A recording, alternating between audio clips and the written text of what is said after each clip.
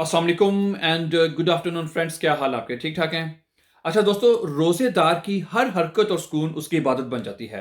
ठीक है, रोज़ा इतनी मुबारक इबादत है कि हमारे प्यारे आका मौला हज़रत मोहम्मद सल्लल्लाहु अलैहि वसल्लम ने इरशाद फरमाते हैं कि रोज़ेदार का खामोश रहना भी इबादत बन जाता है।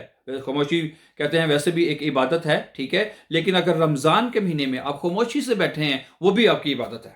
ठीक है, अगर आप रमज़ान के महीने में आप नींद पूरी कर रहे हैं वो भी आपकी इबादत बन जाती है। ठीक है, और रोजेदार जो रमजानुल मुबारक में जो दुआएं हैं वो ज्यादा मकबूल होती हैं, ज्यादा कबूल उसमें कबूलियत बढ़ जाती है। ठीक है, और इसके अलावा और इसके हर अमल की जजा, जो भी आपका अमल होगा उसकी जजा जो है वो बढ़ा दी जाती है। ठीक है, आम दिनों में रमजानुल मुबारक के अलावा जो आम जो महीने होते हैं या आम दिन जो होते हैं उसमें अमल जो भी आप नेक अमल करते हैं उसकी एक जजा है, लेकिन अगर आप रमजानुल मुबारक में करते हैं तो आपकी उसकी जजा बढ़ा दी जाती है। जैसे आप फर्ज नमाजें ले लें तो फर्ज नमाजों में आप देखें कि उसकी जो जजा है वो 70 गुना जो है बढ़ जाती है। ठीक है, इसी तरह आपका कोई भी अमल आपका होगा, ठीक है, आप किसी के साथ नेकी करते हैं, अल्लाह की राह में खर्च करते हैं, लोगों से भलाई से पेश आते हैं, तो कोई भी आपका जो अमल होगा उसकी जजा जो है वो बढ़ा दी जाती है। ठीक है, तो इतनी ये मुबारक और इतनी कबूल होने वाली ये इबादत है। ठीक है,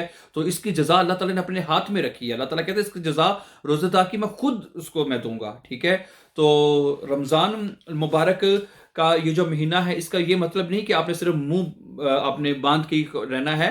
आपने इसमें कोशिश करनी है जितनी आप नेकियां कर सकें, इबादतें कर सकें, वो बजा लाने की पूरी कोशिश करनी चाहिए। ठीक है, तो दुआ है कि अल्लाह ताला हमें सही मायनों में जो रोज़े का जो हक है, रमज़ानुल मुबारक का जो हकीकी हक है वो हमें अदा करने के अल्लाह हमें तौफीक अता फरमाए और हमें भी अपने प्यारों में शामिल फरमाए रखे करे। Thank you very much for watching.